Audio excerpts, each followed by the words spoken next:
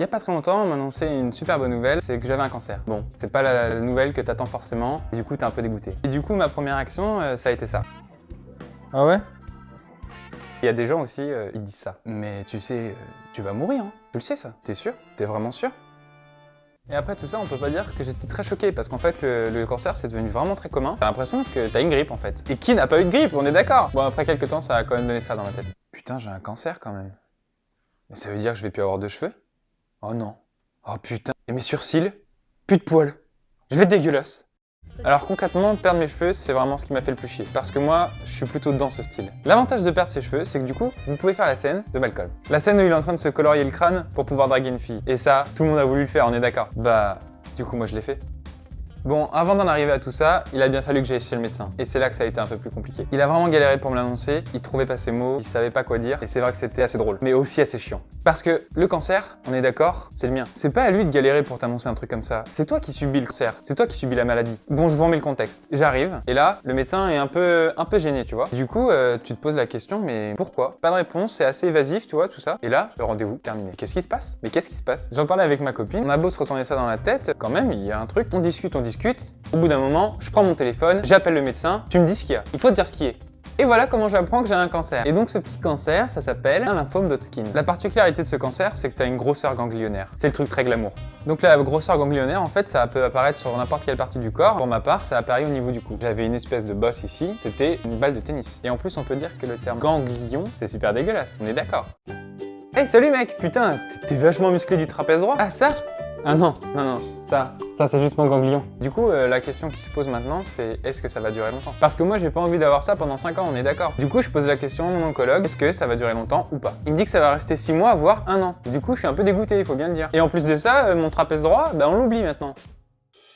Suite à cette mauvaise nouvelle, j'ai enclenché le traitement, et là, une semaine après, la grosseur disparue. Et là, what the fuck? L'oncologue m'annonce 6 mois, 1 an, et là, une semaine après, c'est terminé? Oula, je me dis qu'il y a un problème. Ma première idée, du coup, maintenant, c'est ils gèrent pas du tout le traitement, ils savent pas ce qu'ils font. Non. En fait, l'oncologue m'annonce que c'est plutôt bon signe et que c'est plutôt engageant. En parlant de chimiothérapie, en règle générale, on te met une chambre implantable juste ici. Ça évite de te faire des petits trous dans les veines toutes les 5 minutes. Et ça évite aussi d'abîmer tes vaisseaux sanguins. Donc vous voyez là, on voit très bien la capsule qui arrive directement à une veine au niveau de mon cou. Ici, la petite balafre sympa. Cette petite capsule, on te la met dans la plupart des cas en anesthésie locale, mais au moment de l'anesthésie, c'est vraiment pas du tout anesthésié et ça fait ultra mal. Ça ressemble plutôt à ça. Ouah, sincèrement, j'ai juste jamais eu aussi mal de ma vie et je suis pas pressé qu'on me la retire. Lors de ma première chimiothérapie, on m'a fait la perfusion dans le bras parce que j'avais pas encore ma chambre implantable. C'est à ce moment-là que j'ai découvert les caractéristiques d'un produit très sympathique, le produit rouge.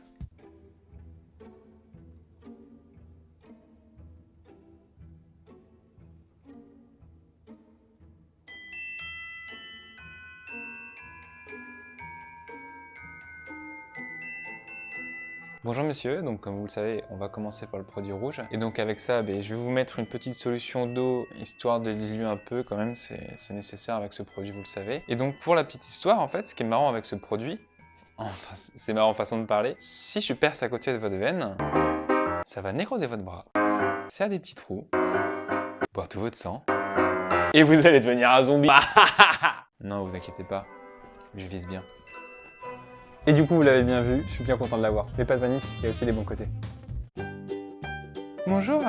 Bonjour. Alors c'est toi Charles? Oui, c'est moi, bien sûr. Je sais que c'est difficile, mais du coup si tu veux, je peux te préparer tout ce que tu veux à manger. Si t'as besoin de quelque chose de spécial, Oh, ce que vous voulez. tu sais, je peux te préparer ça. Je peux te préparer ça aussi. Ça.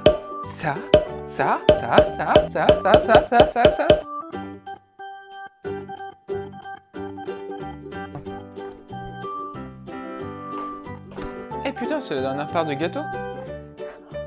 Tu pourrais me la donner quand même, ça se fait pas. Quoi? Écoute, je sais pas, il faut te faire un dessin. Attends, quand même. T'es sérieux? Tu pourrais me la filer, quoi. Ça serait cool. Au bout d'un moment, je veux te dire, voilà, quoi. Putain, il me saoule avec son cancer de merde celui-là, mais c'est pas possible.